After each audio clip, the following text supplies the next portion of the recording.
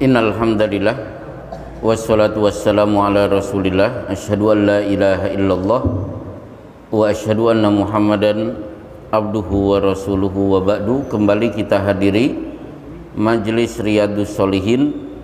Hari ini kita memasuki bab mujahadah, bab sikap bersungguh-sungguh. Baik, kita akan langsung membacakan hadisnya. Bismillahirrahmanirrahim. Bisanadi al-mutasil ila Yahya ibni Syaraf an-Nawawi rahimahullahu ta'ala qala babul mujahadati an Abi Hurairah radhiyallahu anhu qala qala Rasulullah sallallahu alaihi wasallam innallaha ta'ala qala man adali waliyan faqad adantuhu bil harbi wa ma taqarraba ilayya 'abdi bisyai'in ahabba ilayya mimma aftaradtu alaihi wa ma yazalu 'abdi yataqarrabu ilayya bin nawafil hatta uhibbahu fa idza ahbabtuhu kuntu sam'ahu alladhi yasma'u bihi wa basarahu alladhi yubsiru bihi wa yadahu allati yabtishu biha wa rijlahu allati yamshi biha wa in sa'alani a'taituhu wa la in ista'adani la'u'idannahu. Rawahul Bukhari. Sebelum saya terjemahkan dan saya kupas hadis ini, karena hadis ini kaitannya dengan wali, maka kita bahas terlebih dahulu tentang wali dan karomah. Karena wali dan karomah ini satu kesatuan. Sekarang apa yang disebut dengan karomah? Kata Syekh Shalih Al-Fauzan, karomah adalah kejadian luar biasa, di luar kebiasaan Allah berikan kepada orang-orang beriman.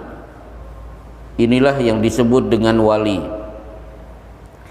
Jadi kriteria karomah adalah kejadian itu harus luar biasa, dan luar biasa pun tidak cukup, harus di luar kebiasaan.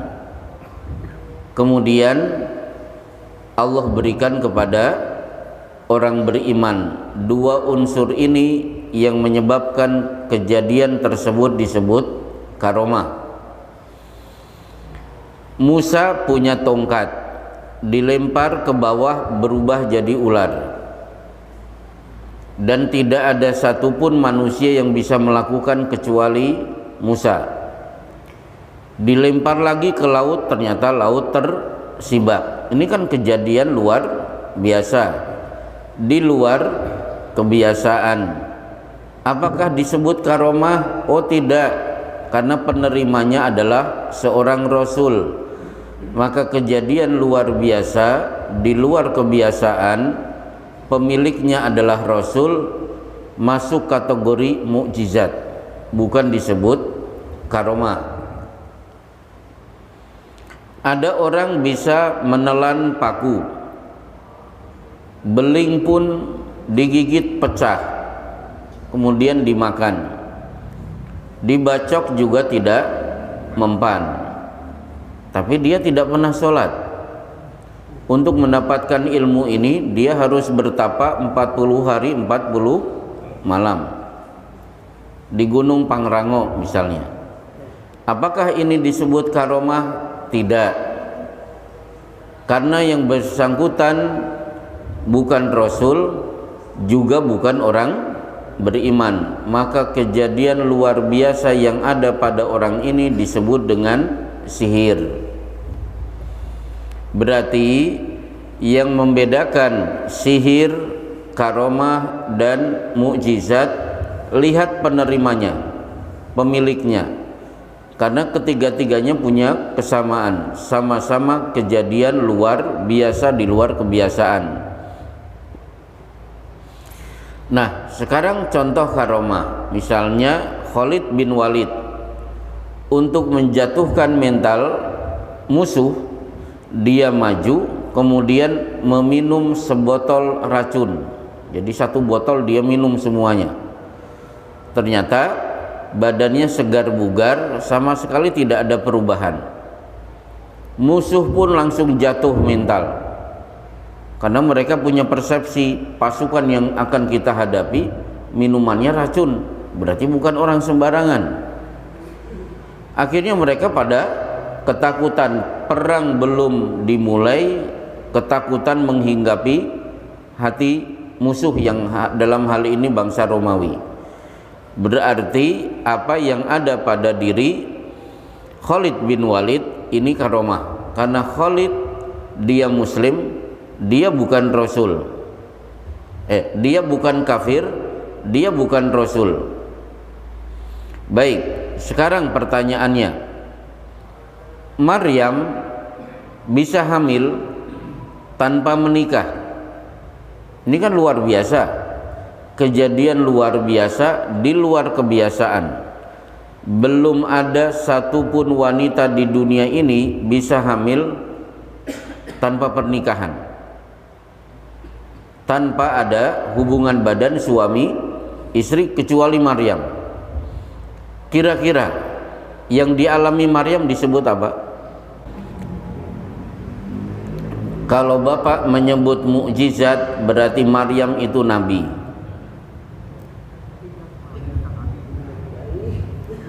Jadi kalau kejadian luar biasa menimpa Rasul itu mukjizat.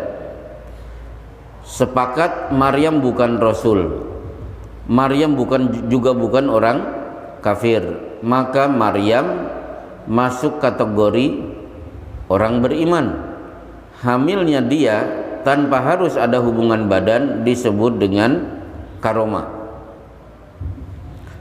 Karomah kedua pada diri Maryam adalah wa huzzi ilaiki bijid'in nahlati tusakit alaiki rutaban janiyah. Begitu Maryam melahirkan, badan lemes, dia goyang-goyang pohon kurma, akhirnya kurma pun pada berjatuhan. Coba, seorang wanita, dua, baru melahirkan, pohon kurma dia goyang-goyang sampai kurma pada berjatuhan. Saya yakin bapak-bapak yang laki-laki nggak mungkin bisa melakukan apa yang dilakukan oleh Maryam.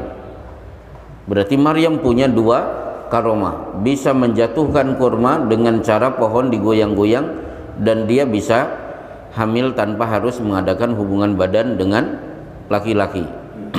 Baik, masalah kedua, mana yang lebih baik, seorang muslim mendapatkan karomah atau tidak dapat karomah? Bapak punya pendapat? Pak Mahmud dengan Pak Ali. Pak Mahmud dapat karomah, Pak Ali tidak dapat karomah. Mana yang lebih mulia? Pak Mahmud, karena dapat karomah. Baik, Pak Mahmud pergi berjihad, dia terkena 20 peluru, bajunya sobek-sobek tapi kulitnya tidak lecet. Perang selesai, Pak Mahmud bisa pulang berkumpul dengan istri dan anak. Berarti ketika berjihad Pak Mahmud mendapatkan karomah. Pak Ali pergi berjihad, cukup satu peluru nyerempet di telinga kanan tapi keluarnya di telinga kiri, matilah Pak Ali. Berarti Pak Ali mati. Bagusan mana, Pak Ali sama Pak Mahmud? Kelihatannya berubah pikiran. Baik, berarti bapak-bapak, karomah itu tidak perlu dipelajari, tidak usah dicari, karena banyak orang yang tidak mendapatkan karomah justru kedudukannya lebih tinggi di sisi Allah, karena dia dipilih untuk mati syahid. Jadi Rasulullah tidak pernah mengajarkan kepada kita doa khusus dapat karomah, tidak ada. Tidak ada amalan tertentu supaya kita dapat karomah. Buktinya Umar mati terbunuh saat memimpin sholat subuh. Utsman bin Affan terbunuh saat baca Quran ba'da subuh. Kemudian Ali terbunuh di Kufah. Husain terbunuh di padang Karbala. Berarti mereka orang-orang yang dijamin masuk surga ternyata tidak diberi karomah oleh Allah. Anas bin Nadr ketika perang Uhud dia mendapatkan luka 80 luka, tusukan tombak dan sabetan pedang. Tidak ada satupun mengenali fisiknya kecuali adiknya. Adiknya memberikan kesaksian, ini Anas bin Nadr kakakku. Dari mana Anda mengenal? Ini jari kakinya masih utuh. Berarti badannya betul-betul hancur-hancuran sampai tidak dikenali. Berarti Anas bin Nadr orang yang tidak diberi karomah oleh Allah Subhanahu wa taala. Baik. Nah, kemudian karomah apa yang paling tinggi? Jadi karomah itu ada yang rendah, ada yang tinggi. Ibnu Taimiyah menerangkan karomah yang paling tinggi ternyata istiqomah. Jadi karomah yang paling tinggi itu bukan dibacok tidak mempan, dikejar musuh bisa melompat ke atas benteng, dicari-cari musuh ternyata musuh tidak ada yang melihat. Itu bukan karomah tertinggi. Karomah yang tertinggi adalah istiqomah. 2 pekan lalu sudah kita bahas tentang istiqomah. Berarti kalau Bapak punya kegiatan sampai meninggal dunia, setiap maghrib baca Quran sampai wafat, berarti itu istiqomah. Dan itu adalah karomah yang paling tinggi. Tiap malam bisa tahajud, dipertahankan sampai wafat, itu istiqomah. Dan lebih hebat lagi, ketika dicabut nyawa kita bisa mengucapkan la ilaha illallah. Berarti target dari ayat yang dibaca khatib setiap Jumat, wala tamutunna illa wa antum muslimun, jangan sekali-kali kalian mati kecuali dalam keadaan muslim. Berarti target terpenuhi, istiqomah memegang Islam sampai dicabut nyawa. Itu adalah karomah yang paling tinggi. Karena dalam benak orang-orang sufi, karomah itu, saya punya kiai punya karomah tinggi. Di rumah dia ketemu tamu, pada saat yang sama dia sedang mengajar di kelas. Itu karomah. Padahal itu bukan karomah yang dimaksud dalam Islam. Karomah yang dikejar adalah sikap istiqomah seseorang sampai meninggal dunia. Baik, sekarang kita lihat hadisnya. Dari Abu Hurairah radhiyallahu anhu, Rasulullah sallallahu alaihi wasallam bersabda, sesungguhnya Allah taala berfirman, berarti ini hadis qudsi, man adali waliyan faqad adantuhu bil harbi. Siapa yang berani memusuhi waliku, maka sungguh aku mengumumkan perang kepadanya. Jadi ada wali, kalau wali ini dimusuhi, Allah marah, Allah akan mengumumkan perang kepada orang ini. Sekarang siapa yang disebut dengan wali? Dijawab oleh Allah di surat Yunus ayat 62. Ala inna awliya Allahi la khaufun alaihim wa lahum yahzanun.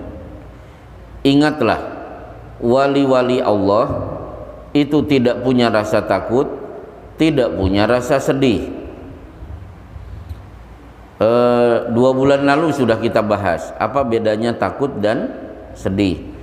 Kalau takut itu sesuatu yang akan datang, sedih sesuatu yang sudah lewat. Pak, kenapa Bapak pucat kelihatan ketakutan? Iya, mau disuntik meningitis. Itu takut, bukan sedih. Kenapa kelihatan Bapak panik? Saya mau naik pesawat, ini pertama kali saya naik pesawat. Nah, ini namanya takut. Kalau sedih, kenapa Bapak punya wajah muram hari ini? Dompet saya hilang. Itu namanya sedih. Kenapa sedih? Karena kemarin banjir. Nah, banjir kemarin itu bukan takut. Jadi takut itu kalau seperti tempat saya, mendengar di mana-mana banjir, sungai di tempat saya sudah meluap. Nah, banjir belum terjadi, itu namanya takut. Tapi begitu banjir terjadi, rumah tergenang, banyak barang-barang rusak, itu namanya sedih. Nah, baik. Jadi orang yang disebut wali Allah, untuk yang akan datang dia tidak takut, yang sudah terjadi tidak sedih. Baru definisi kalimat berikutnya, alladzina amanu wa kanu yattaqun. Yang berhak disebut wali, merekalah orang yang beriman dan bertakwa.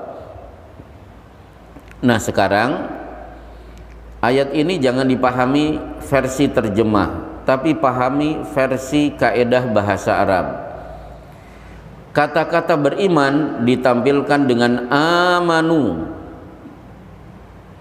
Seluruh santri pasti tahu amanu kata kerja bentuk fi'lun madhi, kata kerja bentuk past tense.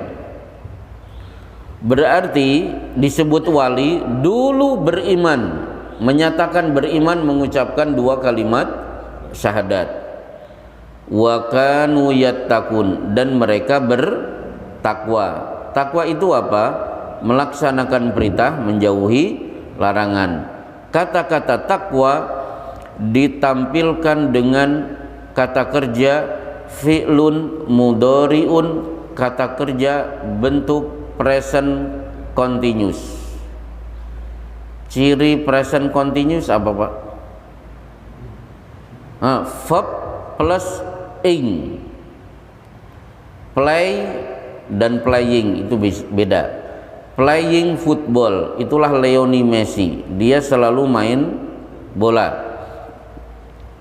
Baik, berarti si wali Allah ini dulu pernah menyatakan beriman, sekarang, besok, tahun yang akan datang, nanti dia selalu menunjukkan bahwa dia bertakwa, melaksanakan perintah dan menjauhi larangan. Itulah yang disebut wali. Jadi wali itu bukan Sunan Gunung Jati, bukan Sunan Giri dan lain sebagainya. Siapapun yang dulu menyatakan beriman, kemudian hari ini, besok, tahun depan, dia selalu bertakwa, selalu melaksanakan perintah Allah, menjauhi larangan, dia berhak disebut wali. Jadi wali tidak identik dengan kiai atau ulama. Baik, sekarang kalimat berikutnya, wali Allah ternyata terbagi menjadi dua. Wa ma taqarraba ilayya 'abdi bi syai'in ahabba ilayya mimma aftaradtu alaihi. Tidak ada ibadah yang menyebabkan hamba dekat dengan Allah yang lebih dicintai oleh Allah melebihi ibadah yang berstatus wajib. Berarti kesimpulan dari kalimat ini, ada wali jenis nomor satu. Siapa? Orang yang beriman, yang hanya melaksanakan ibadah wajib tanpa melaksanakan ibadah sunnah. Dia berhak disebut wali, tapi kelas 1. Jadi ada bapak-bapak datang ke masjid, langsung duduk, tidak tahiyatul masjid, tidak qobliyah subuh, langsung duduk. Begitu iqamat, dia baru berdiri sholat subuh. Ba'da sholat subuh tidak zikir, langsung pulang. Berarti orang ini hanya melaksanakan ibadah wajib tanpa disempurnakan dengan ibadah sunnah. Dia tetap berhak disebut wali.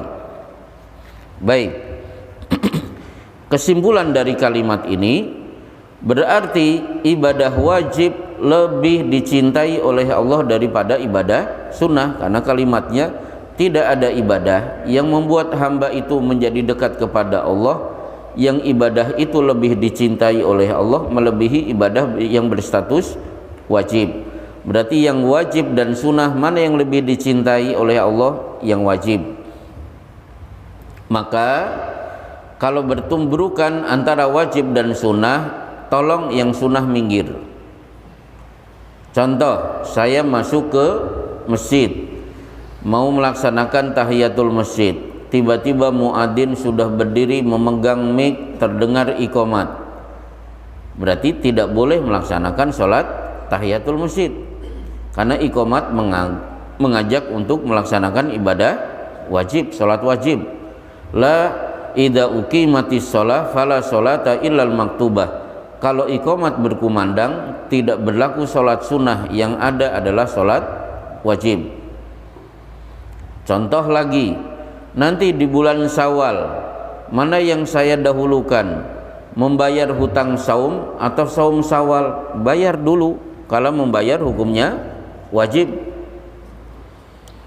Jadi kepada ibu-ibu yang haid, begitu bulan Syawal, yang dia targetkan adalah selesaikan hutang dulu. Loh, bagaimana kalau nanti tidak tersisa kecuali tinggal 1 hari? Tidak masalah, karena di Sunan Ibnu Majah, Abu Mujibah Al-Bahili mendapatkan nasihat dari Rasulullah, sum sahra sabri ay ramadana wa yauman ba'dahu. Tunaikan saum di bulan Ramadan tambah sehari di bulan Syawal. Berarti saum Syawal sehari boleh. Jadi saum Syawal tidak terikat harus 6 hari. Berarti ini ditujukan kepada orang yang tidak tersisa hari kecuali sedikit, karena dia harus menyelesaikan hutang saum selama bulan Ramadan yang dia tinggalkan. Baik, kalimat kedua, wa ma yazalu abdi yataqarrabu ilayya bin nawafil hatta uhibbahu. Nah, inilah wali tingkat kedua, dan ini wali yang paling hebat.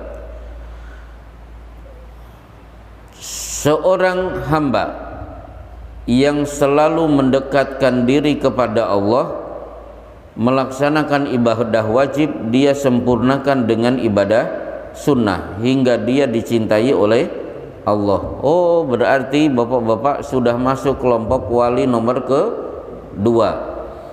Karena tadi ada yang tahiyatul masjid. Tadi terlihat bapak-bapak sholat 2 rakaat sebelum subuh setelah adzan selesai dikumandangkan. Nanti bapak akan menunaikan sholat syuruk. Berarti datangnya kita ke masjid melaksanakan sholat wajib, yaitu sholat subuh, dan melaksanakan sholat sunnah. Itulah wali yang terbaik di sisi Allah, karena dia punya stok ibadah wajib dan ibadah sunnah. Maka bapak-bapak kalau nanti mudik ke kampung halaman, tetangga di kampung nyebut-nyebut wali, sampaikan di Masjid Baitus Salam wali-wali Allah banyak. Ini kan wali-wali Allah semuanya. Jadi jangan dikira wali-wali Allah itu bisa menghilang, bisa melompat, bisa badannya 2, 1 di rumah sedang melayani tamu, 1 di masjid sedang ngisi pengajian. Bukan itu karakter pemahaman orang-orang sufi yang sesat menyesatkan, bukan begitu. Karena wali karomah identik dengan seperti itu. Baik, kemudian kalau ada orang ibadah wajib dan sunnah berjalan dengan baik, apa akibatnya? Fa idza ahbabtuhu kuntu sam'ahu alladhi yasma'u bihi. Telinganya seperti yang dikehendaki oleh Allah. Maksudnya, kalau bapak mendengar suara yang tidak diridhoi oleh Allah, telinga bapak-bapak pasti sudah risih. Nggak nyaman saya mendengar suara-suara seperti ini. Kemudian apa? Wa basarahu alladhi yubsiru bihi. Kalau melihat sesuatu yang tidak halal untuk dilihat, matanya sudah resah. Kok kelihatannya saya tidak nyaman? Suaranya dimurkai oleh Allah, yang dilihat tidak layak untuk dilihat. Akhirnya dia pergi. Kemudian apa? Tangan dan kakinya. Kalau ada acara pergi ke masjid ringan, nah itulah wali Allah jenis kedua. Begitu adzan berkumandang, adzan Isya, hatinya sudah bahagia, kakinya ringan dilangkahkan ke masjid. Itulah wali Allah tingkat kedua. Tapi kan ada tetangga saya, ba'da maghrib pulang ke rumah, makan, ngerokok, santai, ngobrol, tidak terasa adzan Isya berkumandang. Komentarnya apa? Perasaan baru sholat, udah ada sholat lagi. Nah berarti dia, maaf, jangan masuk kriteria wali kedua. Jadi telinganya tidak memberi respon yang baik ketika ada adzan berkumandang. Telinganya telinga yang dikehendaki oleh Allah, itulah wali kedua. Kalau dia meminta pasti aku beri, kalau dia memohon perlindungan maka aku akan lindungi dia. Baik, insya Allah cukup satu hadis berkenaan dengan wali, karomah dan mukjizat. Selesai. Bagi yang punya pengalaman dapat karomah boleh diceritakan. Saya persilahkan kalau ada pertanyaan seputar kajian atau di luar pembahasan. Satu, ya.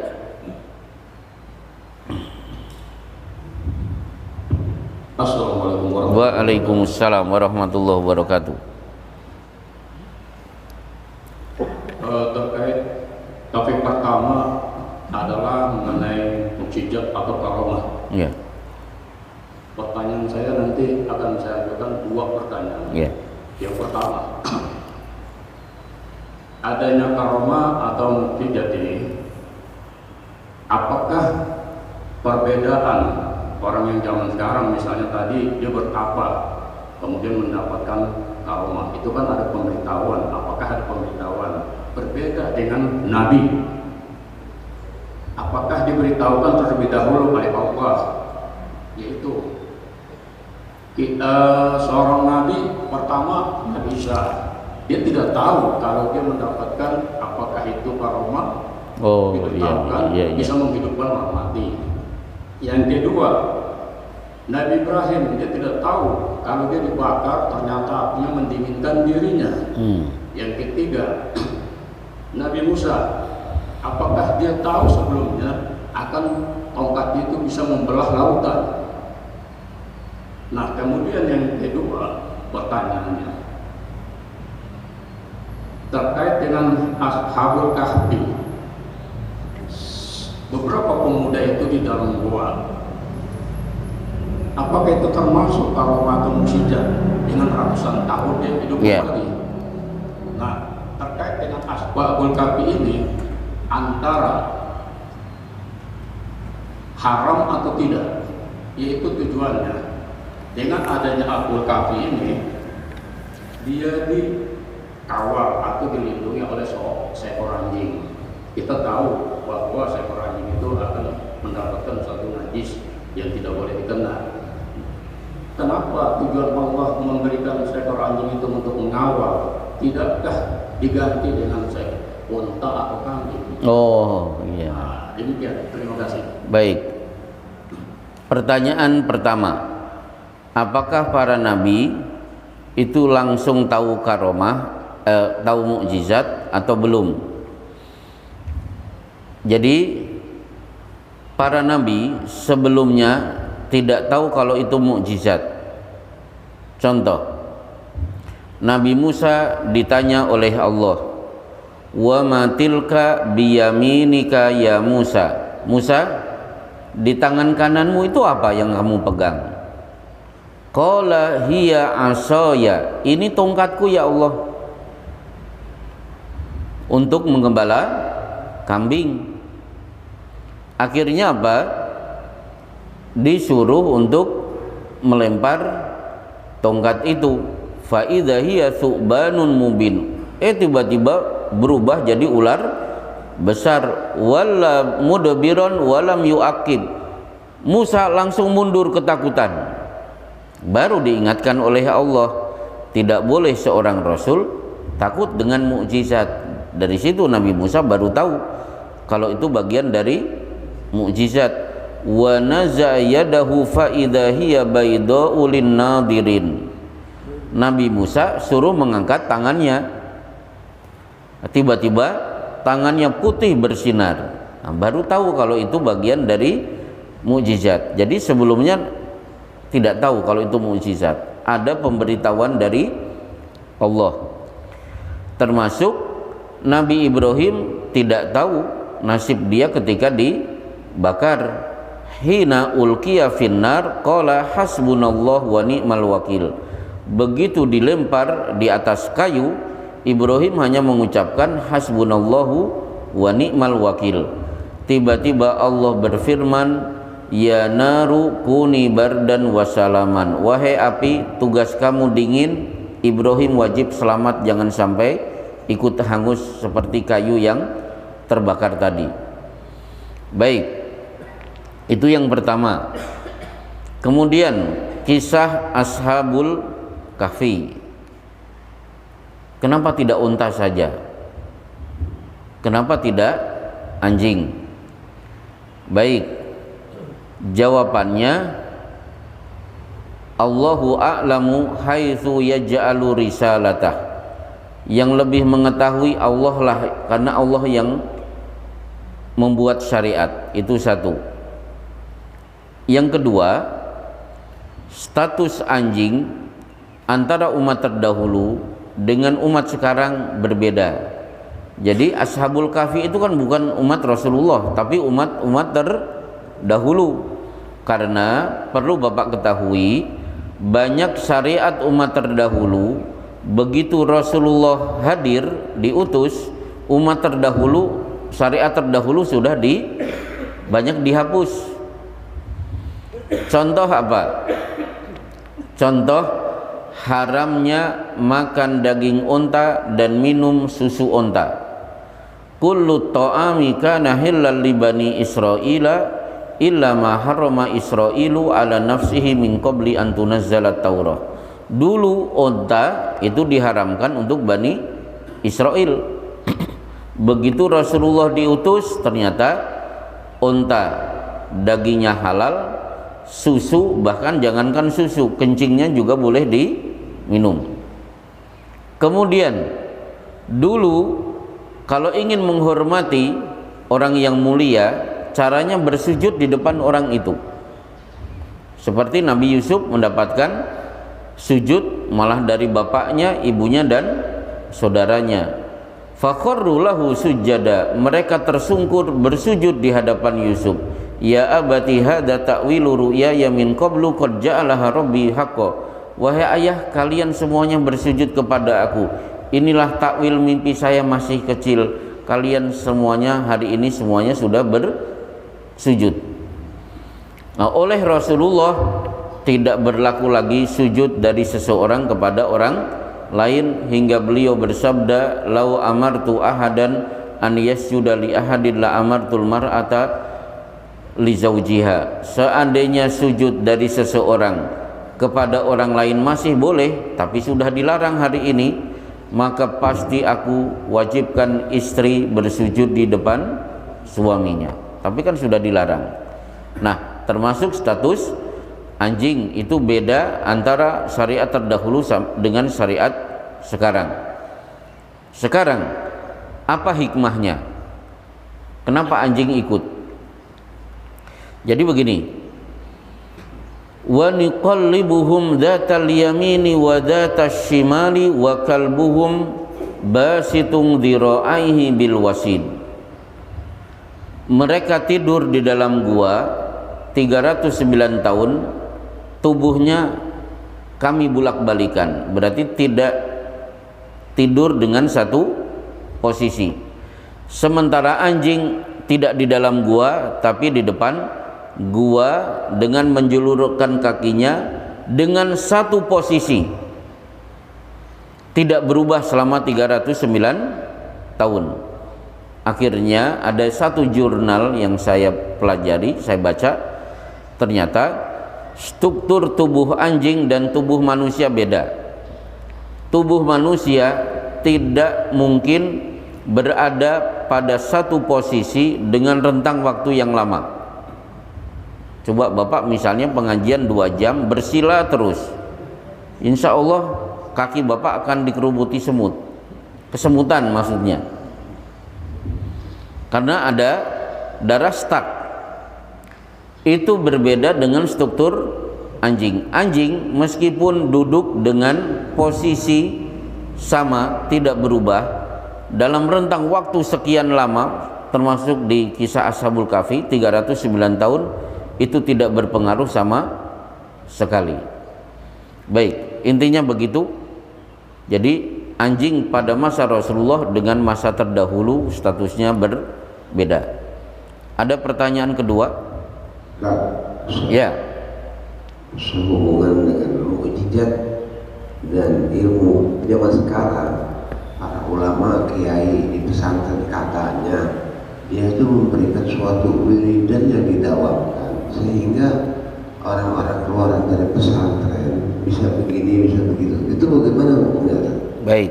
Ada wiridannya itu petikan-petikan dari alat moral hingga masyarakat mengatakan ilmu putih lah, ilmu hitam. Itu hukumnya bagaimana ya? Ya. Imam Syafi'i, Imam Hanafi, Imam Hambali, Imam Malik itu menonjolnya apa? Pada ilmu, bukan pada amalan. Imam Syafi'i hafal ayat, hafal hadis. Imam Hambali hafal di luar kepala 600.000 hadis. Kan Imam Hambali pernah ditanya, wahai Imam Hambali, kalau ada orang yang hafal 100.000 hadis, apakah dia berhak disebut ulama? Kata Imam Hambali, oh belum bisa. Bagaimana kalau 200? Belum. 300? Belum. Bagaimana 400.000?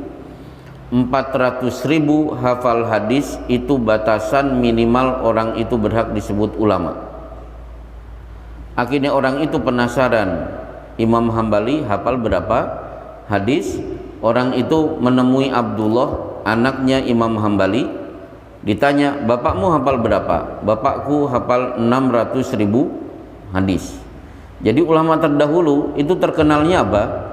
Terkenal menguasai ilmu, bukan menguasai amalan-amalan. Kalau hari ini kan amalan-amalan. Itu satu. Kalau toh mau memberikan amalan, berikan amalan yang sesuai dengan syariat. Jangan dikarang-karang, jangan surat ini dicampur dengan ayat ini, baca sekian kali nanti dijamin dompetnya tidak pernah akan kosong. Nah, itu salah. Nah, kalau Bapak mau minta kepada saya amalan, saya berikan contoh misalnya membaca la ilaha illallah wahdahu la syarikalah lahul mulku wa lahul hamdu wa huwa ala kulli syai'in qadir ba'da subuh 100 kali, dijamin setan tidak mungkin bisa mengganggu. Dan ini terjadi ketika seorang ulama aslinya Mesir tapi kemudian di Madinah, Syekh Abdul Wahid Salah Abdul Salam Bali. Beliau termasuk orang yang pandai meruqyah. Ketika meruqyah seseorang, akhirnya setan mengatakan, saya mau keluar dari tubuh si pasien dengan syarat izinkan saya masuk ke tubuhmu.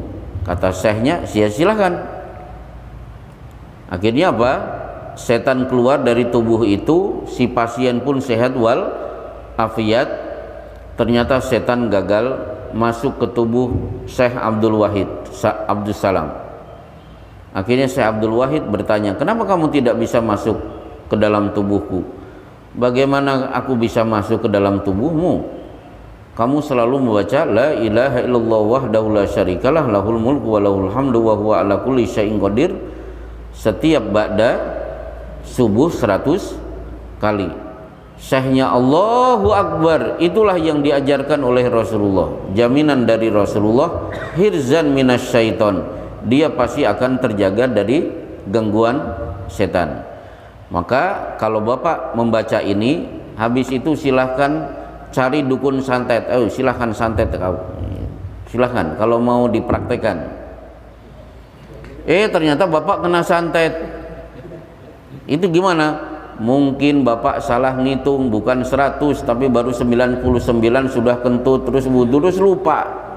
Jadi syaratnya harus 100. Nah itu contoh amalan yang diajarkan oleh Rasulullah. Termasuk karena pasar itu banyak setannya, kan di surat Al-Jumu'ah kepada para pedagang, wabtaghu min fadlillah, lanjutkan dagangnya di pasar. Wadkurullah, jangan lupa zikir kepada Allah. Apa bacaan amalan zikir ketika di pasar? Yaitu la ilaha illallah wahdahu la syarikalah, lahul mulku wa lahul hamdu wa huwa ala kulli syai'in qadir. Nah itu contoh amalan yang benar, hadisnya jelas. Jadi jangan ngarang-ngarang amalan. Mudah Pak, jawabannya mudah. Tanya kepada orang itu, Rasulullah nyuruh berjamaah tidak? Pasti orang itu kan menjawab, Rasulullah menyuruh kita sholat berjamaah. Ya sudah, Rasulullah yang nyuruh, kenapa tidak dilaksanakan? Itu kan kurang ajar. Ngakunya umat Rasulullah, disuruh tidak dilaksanakan. Nanti ditanya lagi, Abu Bakar, Umar, Utsman yang dijamin masuk surga itu, mereka pada sholat berjamaah tidak? Pasti orang itu menjawab, oh mereka sholat berjamaah. Ya sudah, kalau pengen masuk surga, ikuti gaya hidup orang yang dijamin masuk surga. Salah satu orang yang dijamin masuk surga seperti Abu Bakar, selalu menjaga sholat berjamaah. Gak usah pakai dalil, gak usah pakai perkataan para ulama, nanti akan dibantah pasti. Idza nama an sholatin aw nasiyaha falyusalliha idza dzakaraha. Siapa yang ketiduran atau lupa, begitu ingat, begitu bangun, segera tunaikan sholat yang terluput. 5 hari ya, berarti dia qadha 5 hari. Berarti sholat subuhnya 5 kali, berarti 10 rakaat. Sholat duhurnya nanti 5 kali, berarti 5 kali 4, 20. Sambil pesen, Pak nanti tolong jangan pingsan lama-lama karena kodoknya banyak. Baik, silahkan Pak. Assalamualaikum. Waalaikumsalam warahmatullahi wabarakatuh. Pak Ustaz, di dalam tazkiyatun nafs itu ada 4 tingkatan. Ada syariat, thariqat, ma'rifat, dan hakikat. Kita tahunya kan syariat. Bisa dijelaskan thariqat, ma'rifat, dan hakikat? Terima kasih. Baik, itu istilah tasawuf. Istilah tasawuf yang saya pelajari dari orang-orang sufi, ada orang yang syariat, ma'rifat, dan hakikat. Kalau syariat berarti bapak-bapak ini sholatnya masih normal seperti syariatnya Rasulullah Shallallahu Alaihi Wasallam. Tapi ada orang yang sudah tingkatan makrifat katanya, berarti sholatnya sudah beda dengan kita.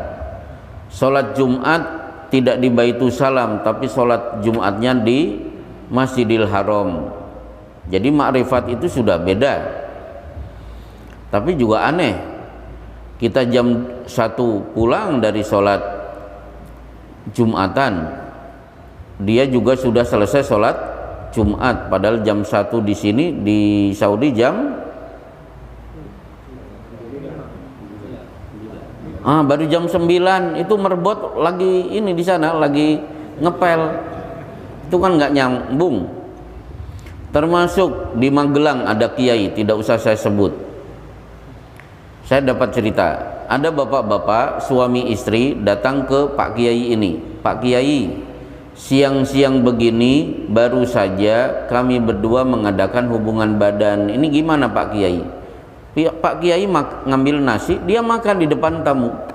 Begitu selesai, tamunya suruh pulang. Nah orang ini kan bingung, saya mau nanya status saum saya, kok Pak Kiai malah menjawab dengan cara makan.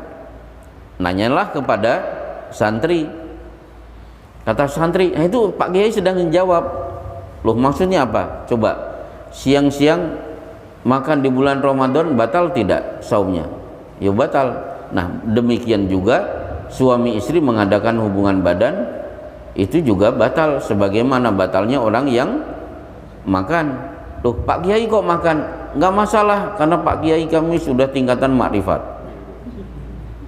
Jadi makrifat itu jawabannya tidak pakai dalil. Berarti saya menurut orang sufi itu baru tingkatan syariat, karena Bapak kalau nanya kepada saya itu semuanya pakai dalil. Kalau sudah hakikat berarti sudah hulul, sudah menyatu antara dirinya dengan Allah, maka dia sudah tidak sholat lagi. Itu yang dipahami oleh orang-orang sufi. Nah, dalam ilmu tazkiyatun nafas sebenarnya tidak ada istilah seperti itu, pembagian taqsimuddin ila khasatin yatamayyazu bihal amah, membagi agama itu menjadi khusus dan umum, itu dalam Islam tidak ada. Baik, kelihatannya Bapak mau nanya dari tadi, silahkan.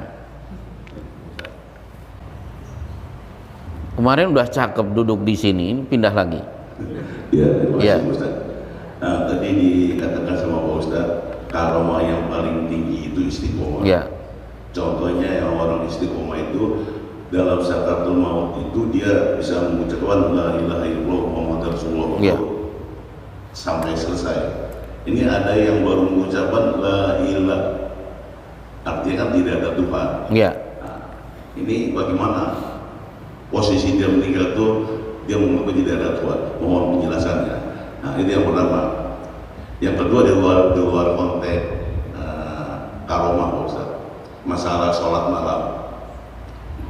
Nabi pernah melaksanakan sholat malam 4-3 dan 2-2-1. Di sini saya nggak ada masalah, ini clear. Yang jadi pertanyaan, ini witir yang 3 dibagi 2. Toh. Ya. Bagaimana menurut pandangan Pak Ustaz? Mohon penjelasan, terima kasih. Baik. Jadi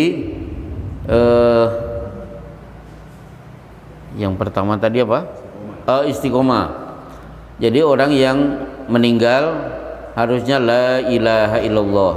Saya dengar la ilaha. Yang jelas begini, kondisi sehat dengan sakaratul maut itu beda.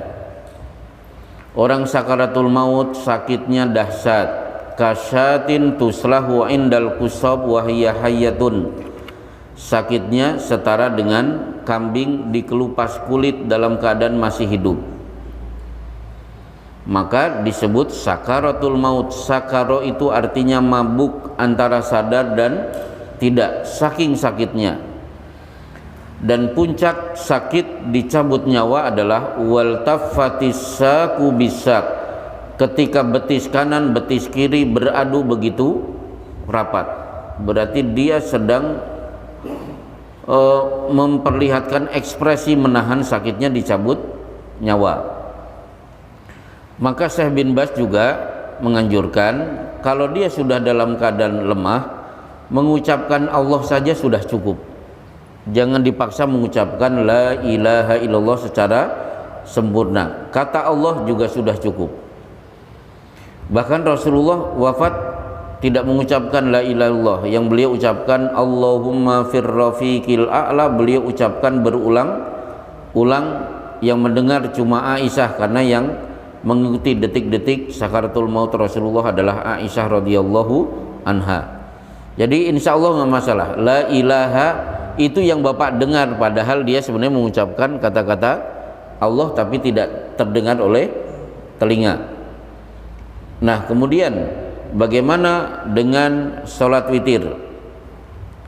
Jadi Rasulullah bersabda, wa man ahabba an yutira bi khamsin falyaf'al, wa man ahabba an yutira bi thalathin falyaf'al, wa man ahabba an yutira bi wahidatin falyaf'al. Mau witir 5 silahkan, 3 silahkan, 1 silahkan. Bagaimana dengan 3? Wala tusbihu bil maghrib. Jangan samakan pelaksanaannya seperti sholat maghrib. 3 rakaat tanpa ada tahiyat awal. Berarti idealnya 3 rakaat langsung. Bagaimana dengan yang 2 salam kemudian berdiri 1? Itu mengambil asar dari Abdullah bin Umar. Jadi Abdullah bin Umar melakukan itu. Maka para ulama mengomentari yang 3 rakaat langsung, yang 2 berhenti baru 1 dikomentari wal amru fi hadhil mas'alati wasi'atun. Masalah ini lentur bebas. Yang mau milih yang ini silahkan, yang ini boleh. Jadi tidak perlu dipermasalahkan. Ada juga hadis yang mengatakan tidak ada dua dalam satu malam. Oh iya. Terus ini Ustaz, kalau 2+1 itu jadi witir ditutup sama witir. Baik. Kan kalau witir itu ganjil Ustaz. Ya baik. Jadi gini Pak, yang dimaksud la witrani fi lailatin, tidak boleh ada 2 witir dalam satu malam. Jadi Bapak sholat tarwih sudah ditutup witir, nanti malam sholat lagi karena puja energi, ditutup witir lagi. Nah itu gak boleh 2 witir. Tapi kalau yang 2 kemudian 1 tetap dianggap sekali witir. Meskipun sampai hari ini kalau saya berstatus sebagai imam tidak pernah 3 rakaat kecuali langsung disambung. Tapi karena saya jadi imam di sebuah masjid, jadi makmum, saya karena tugasnya cuma kultum, ternyata imamnya 2 rakaat salam baru kemudian berdiri. Akhirnya saya ikuti imam karena innamaju ilal imamu liyu'tama bihi, imam diangkat untuk diikuti. Tapi yang jelas kalau yang pertama tadi 3 langsung Rasulullah melakukan, 2 dipotong baru 1, itulah yang dilakukan oleh Abdullah bin Umar. Gimana Pak? Memang begitu. Jadi saya tidak berani menyalahkan, tapi saya lebih cocok dengan cara pertama. Udah nyambung aja 3 rakaat, tidak usah diputus. Langsung 3. Kan ada 2 dalil Pak, ada dalil nakli sama dalil akli. Wah. Oh pakai aklinya. Naklinya akli dan akli apa? Kalau nakli itu sumber dari Al-Quran dan hadis. Ya. Akli juga dari sumber dan hadis. Aku kira kan dikasih akal untuk berpikir. Ya. Terus? Tadi witir itu ganjil. Iya. Kalau 2 itu kan genap. Iya. Kan 2 itu genap. Kan habis itu 1 ganjil juga.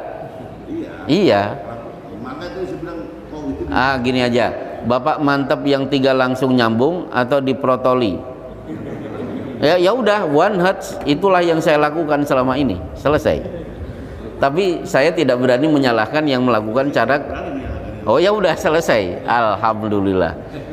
Alhamdulillah.